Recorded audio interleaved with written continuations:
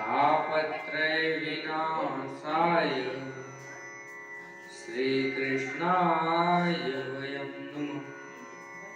नारायणं नमस्कृत्य नरं चैव नरोत्तमं देवीं सरस्वतीं व्यासं ततो जयमुदीरये।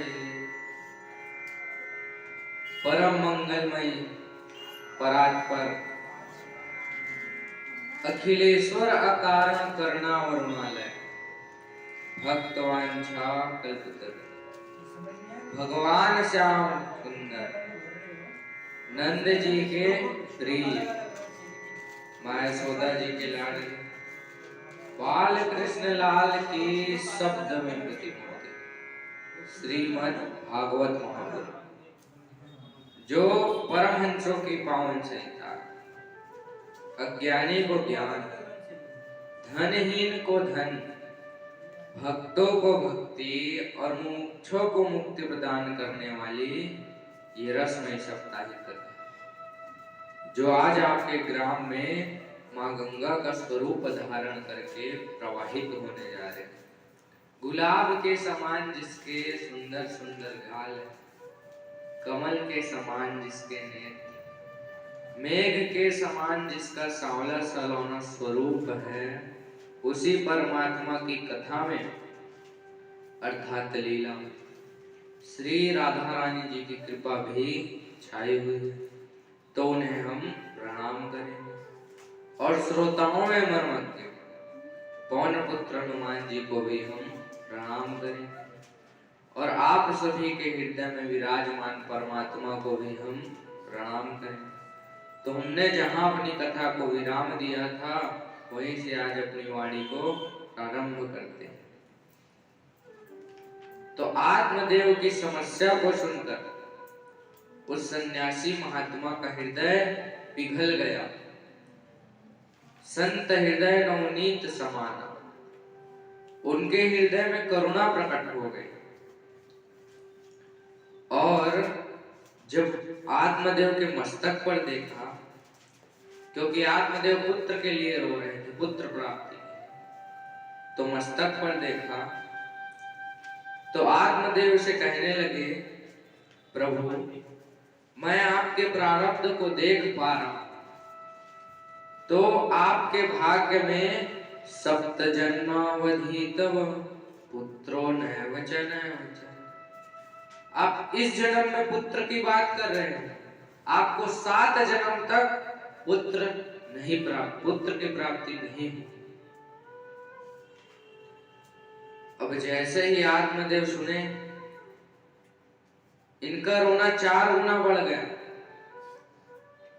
और सन्यासी महात्मा ने कहा, आप तो इतने विरक्त दिख रहे हैं, मुझे लगता है आप प्रवचन भी अच्छा खासा कर लेते हैं और इतिहास भी जानते होंगे।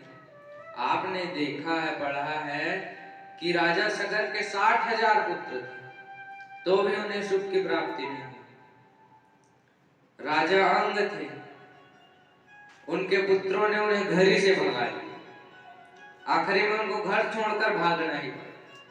तो इतना बड़ा इतिहास जब आपने पढ़ा है, आपने देखा है, तो आप पुत्र प्राप्ति क्यों करना चाहते हैं? तब जब ऐसी बात सुनी सन्यासी महात्मा की, तो रोना तो 4 गुना पहले से ही बढ़ गया।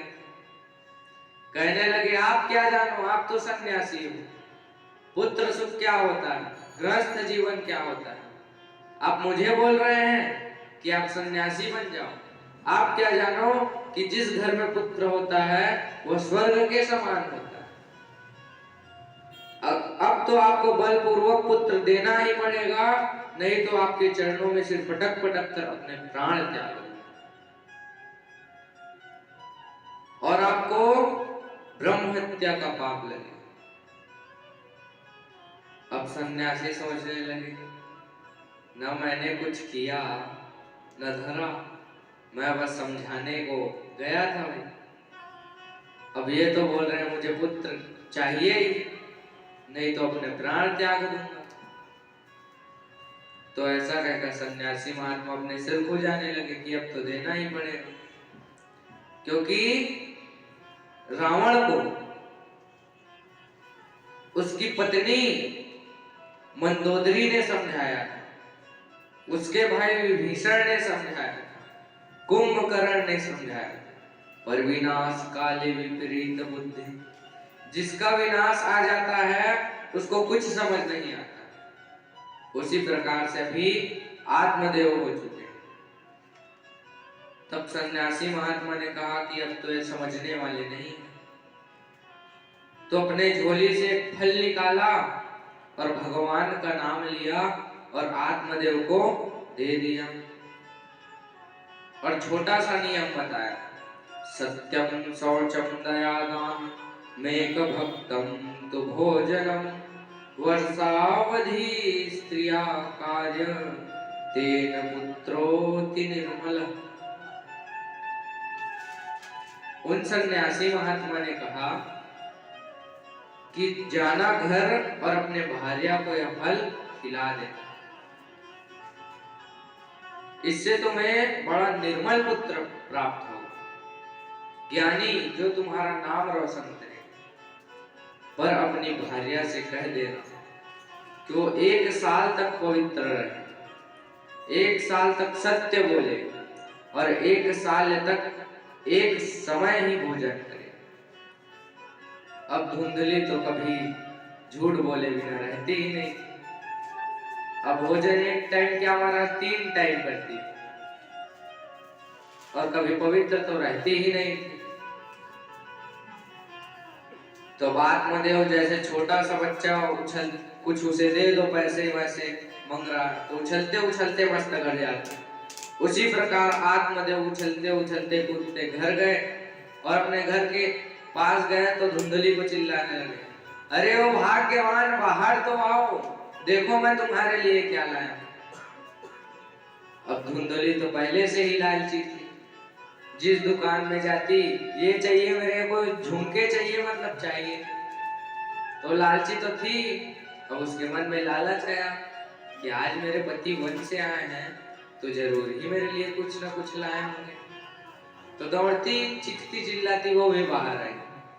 अब जैसे ही आत्मदेव के हाथ में फल देखा उसका मुंह तुरंत ही उतर गया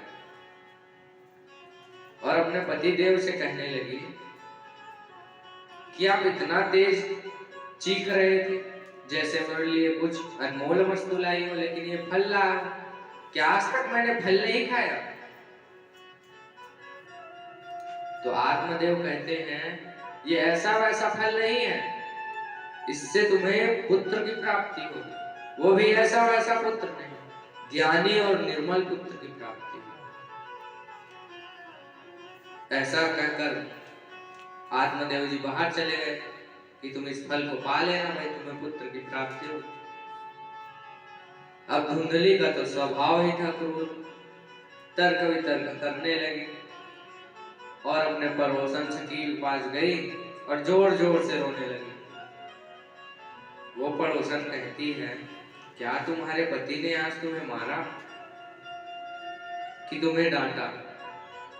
तो कहती है ऐसी कोई बात नहीं, आज मेरे पति वन में गए थे और वहां उन्हें एक सन्यासी महात्मा जिन्होंने मेरे पति को फल दिया और कहा कि इससे तुम्हें पुत्र की प्राप्ति होगी। तो अरे बहन तू ही बता कि आज तक किसी को फल से पुत्र की प्राप्ति हुई है? क्या पता इसमें उस ब्राह्मण देवता ने किस विद्या का प्रयोग किया हो कि खाऊं और मेरा राम नाम सत्य हो जाए। तो पड़ोसन कहती है, अरे बहन संत का प्रसाद है और संत का प्रसाद कभी झूठा नहीं हो सकता। जब तुम्हारे पति ने कहा है कि इससे तुम्हें पुत्र की प्राप्ति होगी तो अवश्य होगी, तुम इस फल को भगवान का नाम लो और पालो। फिर धुंधली कहती है, मेरे पति ने तो नियम भी बताया कि 1 साल तक सत्य बोलना है, पवित्र रहना है और एक समय भोजन करना है। अब तू तो जानती है बहन, मैंने तो कभी सच बोला नहीं, 3 टाइम तो भोजन करती हूँ और पवित्र तो कभी रहती ही नहीं, तो मैं कैसे पालूं? तो आज की वाणी को हम यहीं पर विराम करते हैं और आगे की कथा को कल श्रवण करें। बोलिए बांके बिहारी लाल की जय।